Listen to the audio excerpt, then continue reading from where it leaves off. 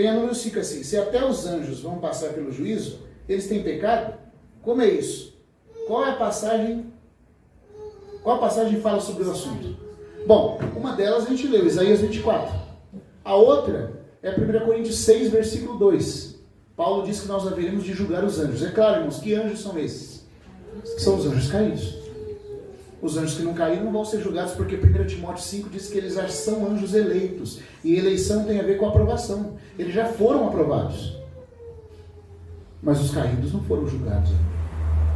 Então, os santos que serão vencedores com Cristo vão executar o juízo sobre esses anjos. Alguns ainda não se decidiram. E ainda tem anjos que não se decidiram também. Esses anjos que não se decidiram, eles também vão ser julgados em que quesito? É que eu estou falando, aí a gente teria que entrar num monte de versículo. Puxa, vai entrar quando começar o véu, né? Acho que no do véu, bem lembrado, Paulinho, a gente já vai entrar, então vamos deixar para responder essa na hora que falar do véu. Porque lá em Hebreus é dito que esses anjos que não se decidiram, porque tem anjos que não se decidiram, a última chance que eles vão ter é quando o Senhor Jesus aparecer glorificado nos céus. Aí vai ser dada uma ordem.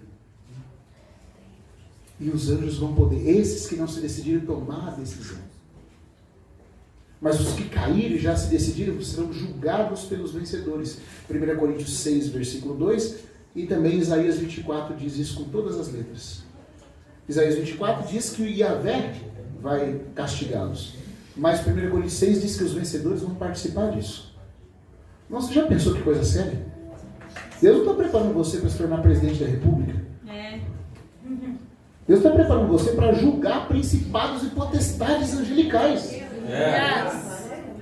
Não é só para lutar contra eles como nós temos que lutar, não. É numa posição de rei e juiz deles. Por isso que Paulo fica tão indignado quando ele vê os cristãos levando um a outro tribunal humano e brigando por picuinha. Vocês não dão conta de julgar nem vocês mesmos. Como que vocês vão julgar o mundo? Porque vocês não sabem que nós vamos julgar o mundo? Vocês não sabem que nós vamos julgar os próprios anjos? Irmãos, tem gente que não sabe. Se Paulo não falasse, também não saberíamos. Mas estava escrito isso.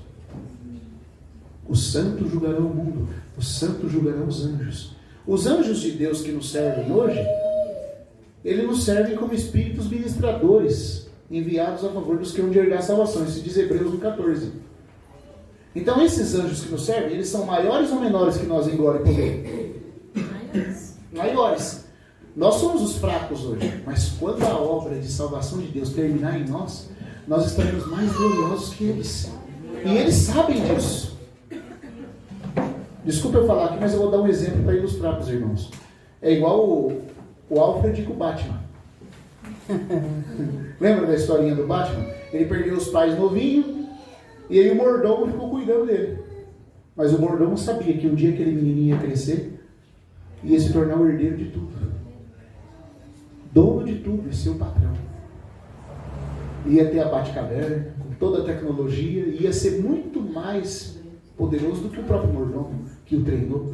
Então os anjos que nos servem como mordomos hoje, sabem que embora hoje nós somos bebezinhos e menores que eles em força e poder, quando a salvação de Deus terminar, quando aquela salvação que está escrita em Pedro 1,5, a última salvação preparada para se revelar no último tempo, quando nós somos feitos semelhantes a Ele, vendo como Ele é, como quando diz no Salmo 17, segundo a tua justiça contemplarei teu rosto.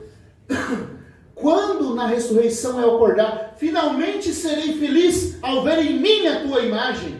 Quando nós tivermos a imagem dele, esses anjos sabem que seremos maiores que eles. E eles não ficam com ciúme, irmãos, eles se alegram.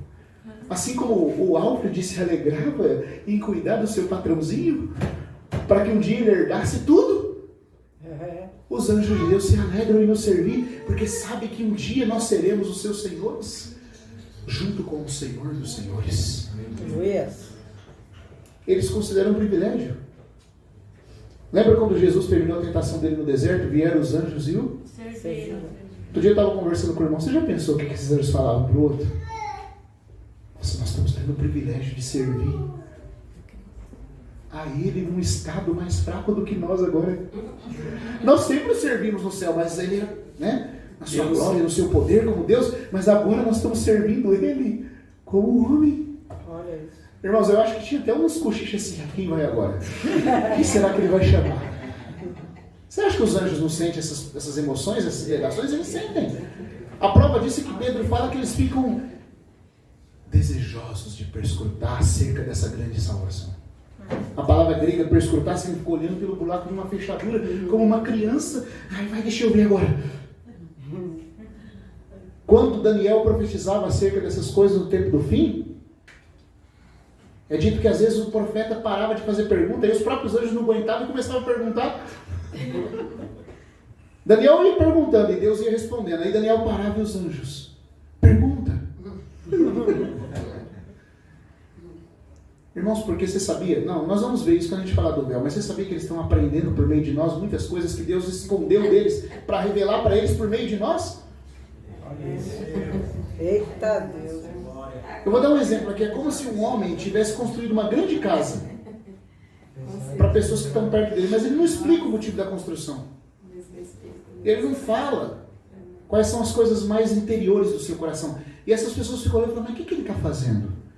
E elas ficam admiradas, porque é uma grande casa, uma grande construção. Assim também os anjos, lá em Jó 38, diz que eles testemunharam o poder de Deus criando.